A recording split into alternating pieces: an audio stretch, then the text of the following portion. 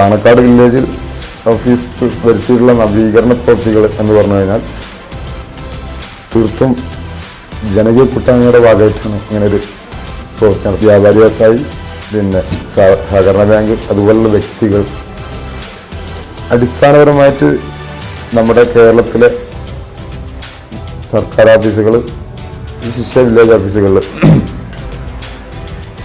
സ്ഥലപരിമിതി മൂലം വീർപ്പുമുട്ടുക, അടിസ്ഥാന സൗകര്യങ്ങളില്ലാതെ വീർപ്പുമുട്ടുക, ഇതൊക്കെ എല്ലാ വില്ലേജുകളുടെയും ഒരു തനതായ രീതിയാണ്. പബ്ലിക് ഏറ്റവും കൂടുതൽ ആശ്രയിക്കുന്നത് നമ്മുടെ വില്ലേജ് ഓഫീസുകളാണ്. പക്ഷേ ഇവിടെ തന്നെ ഫോട്ടോ കോപ്പി ഇല്ല, പ്രിൻ്ററില്ല, റിപ്പയർ ചെയ്യാൻ മാർഗ്ഗമില്ല, മര്യാദ ഇരിക്കാൻ ചെയറില്ല, കുടിവെള്ളമില്ല, വൃത്തിയുള്ള ടോയ്ലറ്റില്ല. ഈ രീതിയിൽ എല്ലാ രീതിയിലുള്ള എന്താ പറയുക ഒരു വിവേചനത്തിൻ്റെ ഭാഗമായിട്ടാണ് കേരളത്തിലെ ഓരോ വില്ലേജ്. അതുകൊണ്ട് തന്നെ ജീവനക്കാരും പൊതുജനങ്ങളും തമ്മിലുള്ള അസ്വാരസ്യങ്ങൾ അതിൽ നിന്നാണ് തുടക്കം ഉണ്ടാകുന്നത്. അപ്പോൾ ഇത് ഞാൻ സർവീസ് വരുന്നതിന് തന്നെ ഇത്തരം നിരവധി ഓഫീസുകൾ കയറി ഇറങ്ങേണ്ടി വന്നപ്പോൾ തന്നെ എനിക്കറിയാം ഇതിൻ്റെ ഒരു ദുരവസ്ഥ എന്താണ്. യാദൃശ്ചികമായിട്ടാണ് ഞാൻ സർവീസ് കയറുന്നത്. പക്ഷെ അന്നു മുതൽ തന്നെ ഇത്തരം കാര്യങ്ങളിൽ ഒരു മാറ്റം വരുത്തണം എന്നുള്ളത് എനിക്ക് വളരെ നിശ്ചയിച്ചുറച്ചൊരു കാര്യം തന്നെയാണ്. അതിന് മുന്നോടി ഞാൻ നേരത്തെ വർക്കുന്നത് കാരക്കുന്ന് വില്ലേജ് ഓഫീസിലാണ്. അവിടെ ഏറെക്കുറെ ഇതുപോലുള്ള മാറ്റങ്ങൾ വരുത്തി എന്ന് പറഞ്ഞാൽ 30% പബ്ലിക് കോൺട്രിബ്യൂഷൻ, അതായത് ജനങ്ങളുടെ പരിപൂർണ സഹകരണത്തോടു കൂടിയാണ് ഇതൊക്കെ ചെയ്തിട്ടുള്ളത്. ആവശ്യമുള്ള പിന്നെ വില്ലേജ് വികസന സമിതി വിളിച്ച് നമ്മുടെ പ്രശ്നങ്ങൾ അവരുടെ മുമ്പാകെ അവതരിപ്പിക്കുകയും അതിൻ്റെ അടിസ്ഥാനത്തിൽ നമുക്ക് ആവശ്യമായ കാര്യങ്ങൾ എന്തൊക്കെയാണെന്ന് പറയുകയും പഞ്ചായത്ത് പ്രസിഡന്റ്, രക്ഷാധികാരി, village officer, convener, ward member, treasurer ഉൾപ്പെടുന്ന ഒരു സമിതി രൂപീകരിക്കുകയും വില്ലേജ് ഓഫീസർ ഇത് കോർഡിനേറ്റ് ചെയ്യൽ മാത്രമേ ഉള്ളൂ. കളക്ഷൻ എടുക്കൽ, അതുപോലെ സ്പോൺസർഷിപ്പ് ഒക്കെ ഈ കമ്മിറ്റിയുടെ ചുമതലയാണ്. മാത്രമല്ല കളക്ഷൻ എടുത്തതിന് ശേഷം നമ്മൾ അതിൻ്റെ വരവ് ചെലവ് വിത്ത് വൗച്ചറടക്കം നമ്മൾ വില്ലേജ് ഓഫീസിലും മുനിസിപ്പാലിറ്റിയിലും സോഷ്യൽ ഓഡിറ്റിന് വേണ്ടി വിധേയമാകും. കാരണം നമ്മൾ ഇതൊക്കെ ചെയ്ത് കഴിഞ്ഞിട്ട് അവസാനം പിന്നെ ഒരു ചോദ്യം നമുക്ക് എത്തിക്കാൻ ഉണ്ടാവാൻ പാടില്ല. അതിനുവേണ്ടിയാണ് അങ്ങനെ തന്നെ ചെയ്യാം. പിന്നെ വില്ലേജ് ഓഫീസിൻ്റെ ഘടനയിൽ മാറ്റം വരുത്തുക എന്ന് പറയുമ്പോൾ അത് സെക്കൻഡറിയാണ്. ഫസ്റ്റ് എന്ന് പറയുന്നത് സർവീസാണ്. ഒട്ടുമിക്കവാറും വില്ലേജ് നിലവിൽ ചെയ്തുകൊണ്ടിരിക്കുന്നതിനാണ് എന്ന് പറഞ്ഞാൽ 24 hours ഓൺലൈൻ സർവീസ്. ഒരു സാധാരണക്കാരൻ, ഒരു കൂലിപ്പണിക്കാരൻ അവൻ്റെ ഒരു ദിവസത്തെ ജോലി കളഞ്ഞ് അഡീഷണൽ വണ്ടിക്കൂലി ചിലവുള്ള കാശും കയ്യിൽ നിന്ന് ചിലവാക്കിയിട്ട് ഒരു ഓഫീസിൽ വന്നു കഴിഞ്ഞാൽ ഒന്നുകിൽ വില്ലേജ് ഓഫീസറില്ല, അല്ലെങ്കിൽ പിന്നെ അയാളുടെ സർവീസ് ഒന്നും കിട്ടുന്നില്ല എന്ന് പറഞ്ഞു കഴിഞ്ഞാൽ പിന്നെ ആൾ വരണമെങ്കിൽ പിന്നെ ഒരു ദിവസം ജോലി കളയണം.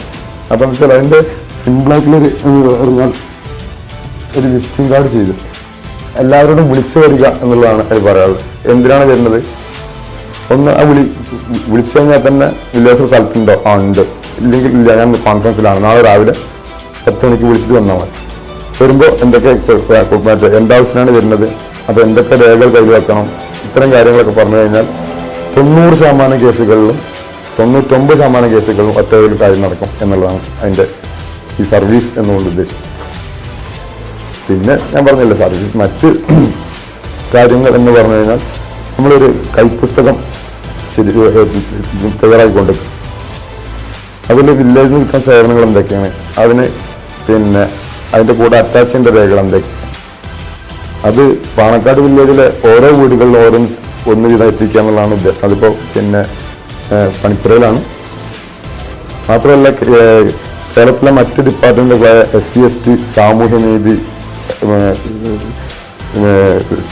LSGD, പഞ്ചായത്ത്, മുനിസിപ്പാലിറ്റി, പിന്നെ റവന്യൂ, ഇത്തരം വകുപ്പുകളിൽ നിന്ന് കിട്ടുന്ന എയ്ഡുകൾ എന്തൊക്കെ, ചികിത്സാ ധനസഹായങ്ങൾ എന്തൊക്കെ, അതിന് ആരാണ് എലിജിബിൾ ആളുകൾ, എങ്ങനെയാണ് അപേക്ഷിക്കേണ്ടത്, എപ്പോഴാണ് അപേക്ഷിക്കേണ്ടത്, ഇതൊക്കെ പുസ്തകത്തിലുണ്ട്. കൂടാതെ കുറേ ഇമ്പോർട്ടൻറ്റ് ടെലിഫോൺ നമ്പേഴ്സ്.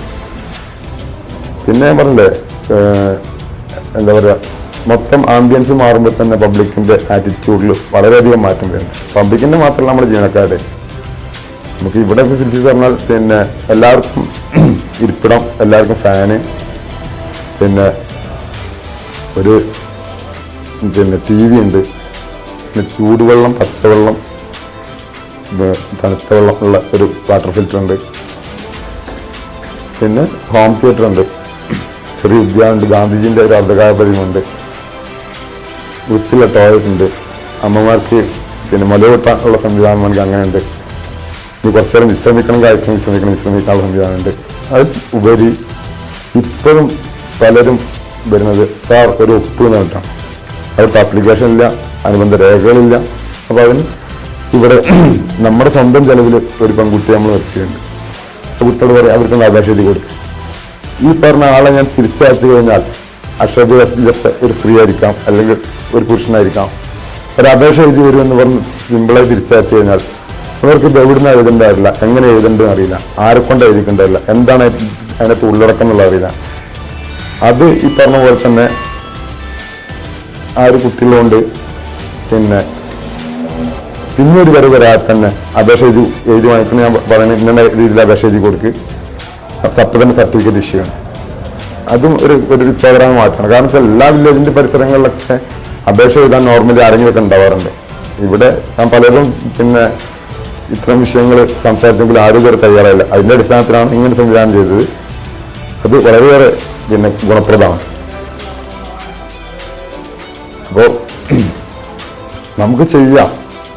അതിന് നമുക്ക് വേണ്ടത് പൊതുജനങ്ങളുടെ സഹകരണം, എൻ്റെ തന്നെ ഓഫീസിലെ ജീവനക്കാരുടെ സഹകരണം. ഇതൊക്കെ രണ്ടുണ്ടെങ്കിൽ പരിപൂർണ്ണമായിട്ടുണ്ടെങ്കിൽ നമുക്ക് സുഖമായിട്ട് ഇത്തരം കാര്യങ്ങൾ ചെയ്യാം എന്നാണ് എൻ്റെ പിന്നെ നേരത്തെ അനുഭവം, ഇപ്പോഴത്തെ അനുഭവം. നമുക്കതിനകത്ത് കൃത്യമായിട്ട് ഒരു ലക്ഷ്യമുണ്ടെങ്കിൽ തീർച്ചയായിട്ടും കൈവരിക്കും. അതുകൊണ്ട് തന്നെ ഇപ്പോൾ ഓഫീസിലെ ജീവനക്കാരും പബ്ലിക്സൊക്കെ വളരെ ഹാപ്പിയാണ്.